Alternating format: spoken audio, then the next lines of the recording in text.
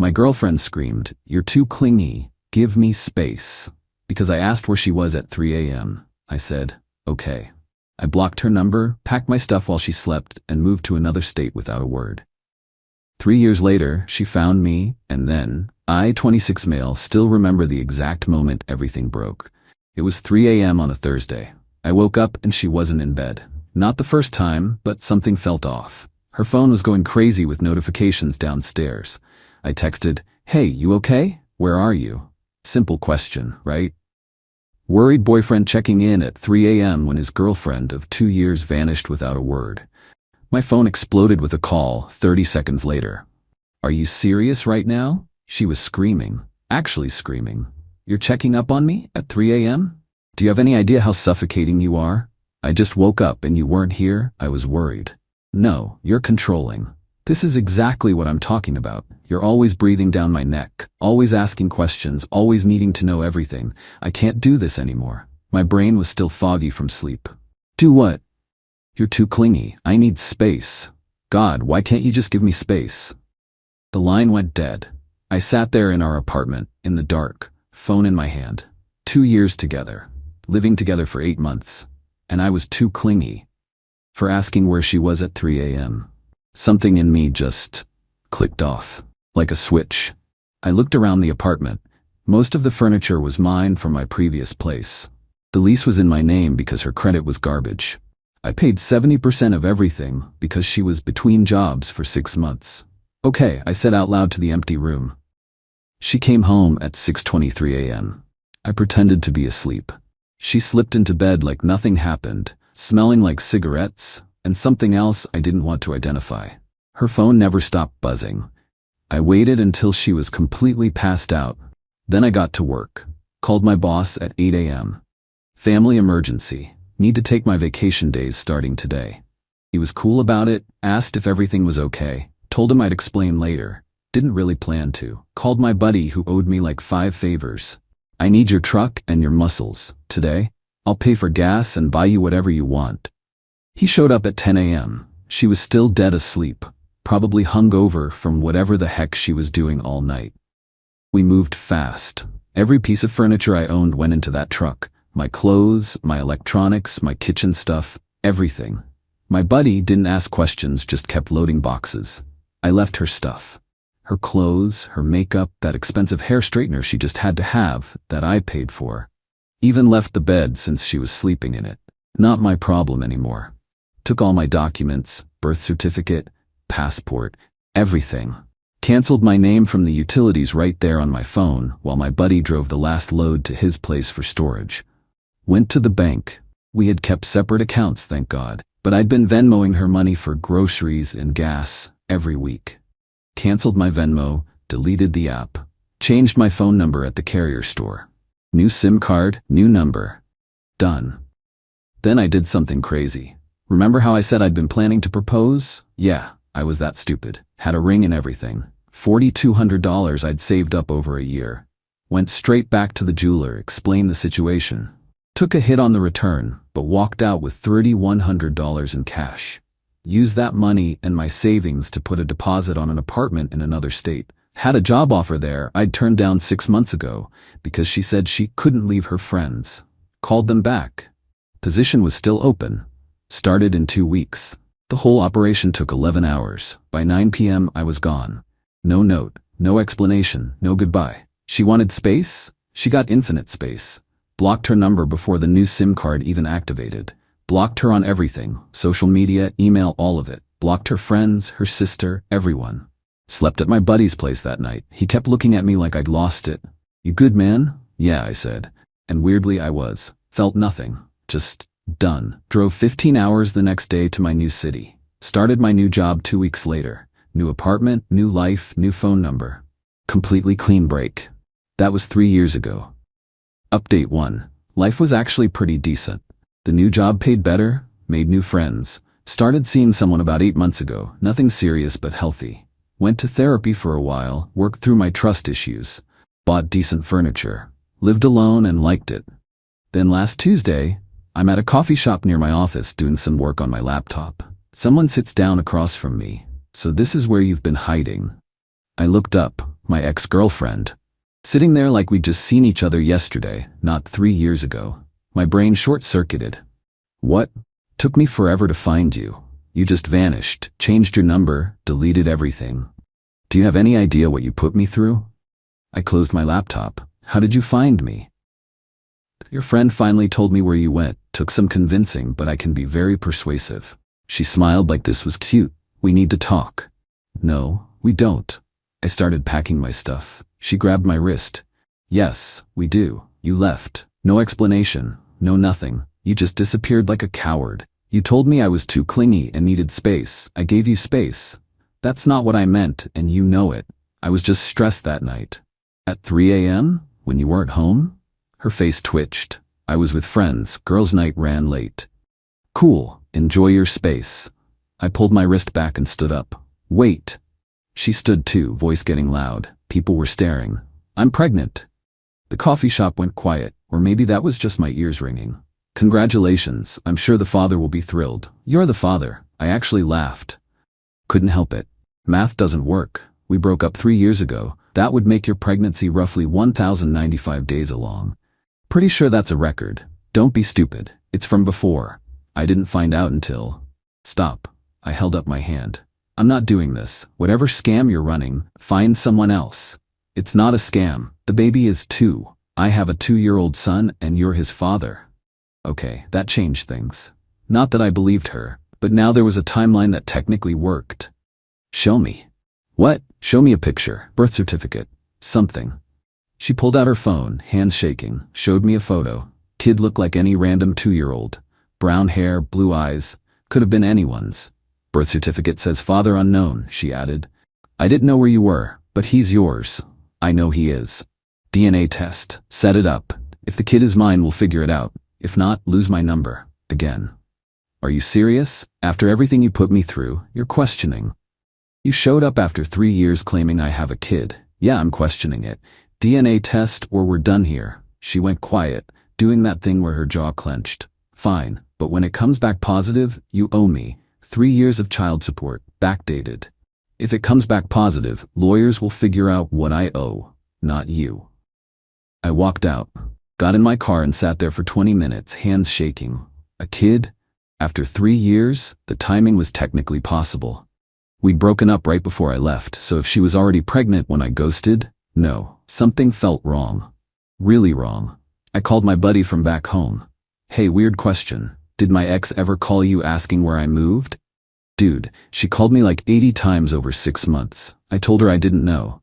You said she finally convinced you. Pause. No, I never told her anything. Haven't heard from her in like 2 years. So she lied about how she found me. Great start. Update 2. She texted me from a number I didn't have blocked. DNA test scheduled for Saturday 2 p.m. Be there or I'm filing for child support without you. Cool. More threats. I responded, send me the address and lab name, I'll verify it's legitimate. She sent a place I'd never heard of. Googled it. Quick results DNA lab. Fast, affordable, confidential. Red flags everywhere. Website looked sketchy. Reviews were either 5 stars or 1 star. Nothing in between. I called a lawyer friend. Don't go to that lab, he said immediately. Schedule your own test through a certified facility. Court admissible results only. So I texted her back. Not using that lab. Here's a list of 3 court-approved facilities. Pick one, and I'll meet you there. Her response, are you serious? I already paid for this one. You can't just change everything to suit you. You're so controlling. There it was. That word again, controlling. Court-approved lab or no test? Your choice. She called me 12 times. Didn't answer.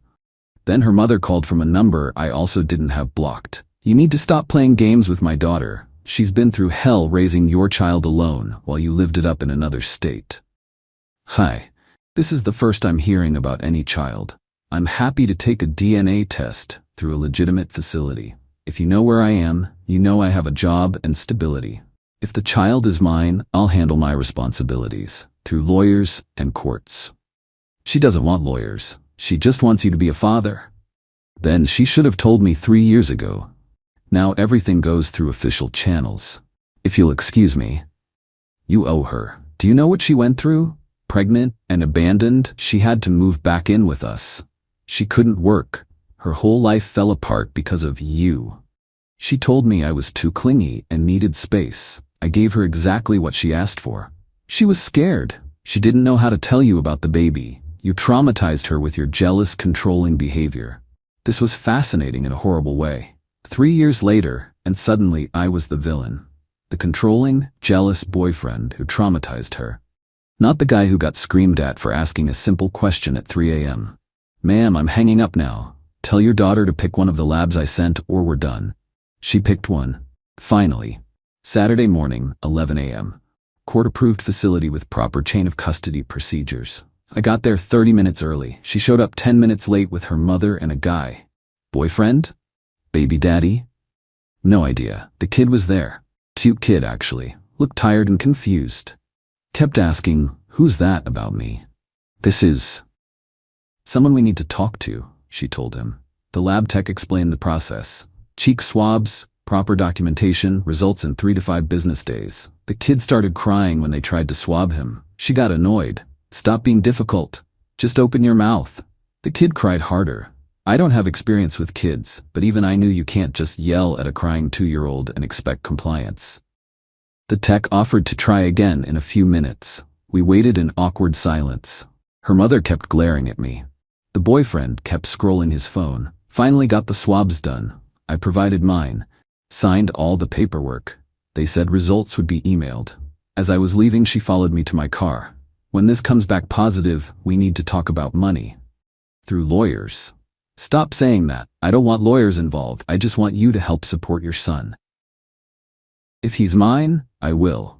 Properly. Legally. Not whatever under-the-table arrangement you're trying to set up." "You're still controlling everything. This is exactly why I needed space from you." I turned around. "You vanished at 3 a.m. and screamed at me for asking where you were. Then I left and you had 3 years to reach out through legal channels if there was actually a child. You chose now. You chose showing up randomly. You chose a sketchy DNA lab first. So yeah, I'm controlling the situation by making sure everything is legitimate and documented. Deal with it. You're going to regret this. When you see how much child support costs, when you see what you missed, you're going to regret being such a jerk. Maybe. Or maybe I'll regret wasting 2 years on someone who thought screaming at me at 3 a.m. was appropriate communication." Her mother came out then. "Leave my daughter alone. You've done enough damage." I got in my car and drove away. Spent the rest of the weekend feeling weird. If the kid was mine, my life was about to change dramatically. If he wasn't, this was an insane scam attempt. Wednesday afternoon, the email came. I was in a meeting, but I excused myself to the bathroom to read it. Results. 0% probability of paternity. Not mine. Not even close. 0%. I forwarded the email to the lawyer friend. "What now?" He called me immediately. "She tried to commit paternity fraud. You could potentially press charges, but honestly, just keep this documentation and block her again. If she tries anything legal, you have proof." She wasted my time, my money for the test. She lied. "Yeah, but engaging further just invites more drama. You have proof the kid isn't yours. That's all you need." He was right, but I was angry. 3 years of peace, and she showed up to try to trap me with a kid that wasn't even mine. I forwarded her the results without comment. 5 minutes later, my phone started blowing up. Different numbers, all calling. I answered one. "You sabotaged the test," she was shrieking. "You paid them off or something. There's no way. It's a court-approved facility with chain of custody documentation. I didn't touch anything. The kid isn't mine. We're done." "No. We are not done. You owe me for the 3 years I spent. You spent 3 years lying. Goodbye." I hung up and blocked every new number that called. Changed my number again that afternoon. New SIM card, new number, messaged only the people who needed it. Cost me $35 in an hour of my time. Worth it to never hear from her again. Update 3. Thought that was the end. Spoiler alert, it wasn't. 2 weeks later, I got served at work. A process server showed up at my office with papers. Lawsuit. She was suing me for emotional distress and financial damages stemming from abandonment during a vulnerable time. She was claiming $45,000. Broke it down as $15,000 for emotional trauma from abandonment, $10,000 for medical expenses related to stress-induced conditions, $20,000 for lost wages and career opportunities due to psychological damage.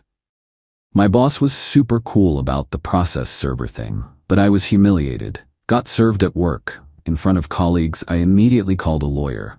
Real one this time, not just my friend. Attorney specialized in this kind of garbage. She read the papers and actually laughed. This is one of the weakest cases I've seen. You weren't married, you weren't living together under common law, and you had no legal obligation to notify her of your relocation. She's grasping at straws. Can she actually win? Highly unlikely. But we need to respond and defend. It'll cost you some money, but probably less than engaging in this circus would cost emotionally. Cost me $2,500 up front for the lawyer. Whatever. I wanted this done properly. The lawyer sent a response that included the DNA test showing the child wasn't mine, documentation that she tried to use a non-certified lab first, text records of her calling me controlling, I'd kept screenshots, proof that I'd maintained steady employment and had legitimate reasons for relocating. We also filed a counterclaim for attempted paternity fraud and harassment. Her lawyer, some discount guy she found, tried to argue that I owed her because I'd been financially supporting her during the relationship and she'd become dependent on that support. My lawyer's response basically said, helping pay bills during a relationship doesn't create a legal obligation after it ends. People break up. That's life. The case dragged on for 6 weeks. Discovery was interesting. She had to provide evidence of her stress-induced medical conditions. Submitted some therapy bills and receipts for anxiety medication.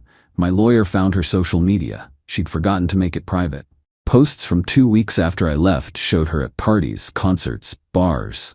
Living my best life finally, was one caption. Another, single and free. Thank God that's over. Didn't exactly scream traumatized by abandonment. We showed up to court for the hearing. She wore a conservative dress, looked sad, kept dabbing her eyes. Her mother was there for support. The boyfriend wasn't. Her lawyer went first. Whole sob story about how I'd emotionally abused her during our relationship by being possessive and controlling, then cruelly abandoned her when she needed me most. The judge asked, did your client ever attempt to contact him through proper legal channels? File a missing person report? Her lawyer stuttered. Well, no, but did she know where he worked, where he grew up, any family contact information? She tried to find him, but he'd blocked her. Blocked her on social media is not the same as being unreachable through legal means. Continue. They tried to make the pregnancy thing work even though DNA proved the kid wasn't mine. Claimed I'd caused her emotional distress during that vulnerable time, regardless of paternity. Judge was not impressed. Then my lawyer presented our side. Clean, simple timeline. We dated. We lived together. I paid most bills. She stayed out until 6 a.m. and screamed at me for asking where she was at 3 a.m. I legally ended our cohabitation by removing my belongings from my apartment. I relocated for a job opportunity. 3 years later, she ambushed me with a false paternity claim. When proven false, she filed a frivolous lawsuit. My lawyer presented the social media posts showing her living her best life weeks after I left. Presented text records of her calling me controlling. Presented the DNA results. The judge looked tired. Ma'am, people end relationships, sometimes suddenly. That's not illegal. You were not married. You had no children together. He had no legal obligation to maintain contact or provide support after ending the relationship. Your claim of abandonment has no legal merit. But he just left. No explanation. I had rights. The judge actually removed his glasses.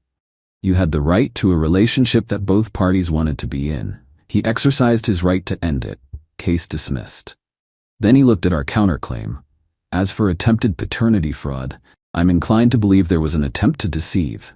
However, I don't see malicious intent that rises to criminal level. I'm ordering the plaintiff to pay defendant's legal fees, $2,500. She gasped. I don't have $2,500. You should have thought about that before filing a frivolous lawsuit. You have 90 days. Dismissed. Outside the courthouse, her mother started yelling at me. You ruined her life. She had to move back home. She's drowning in debt, all because you couldn't handle a real woman.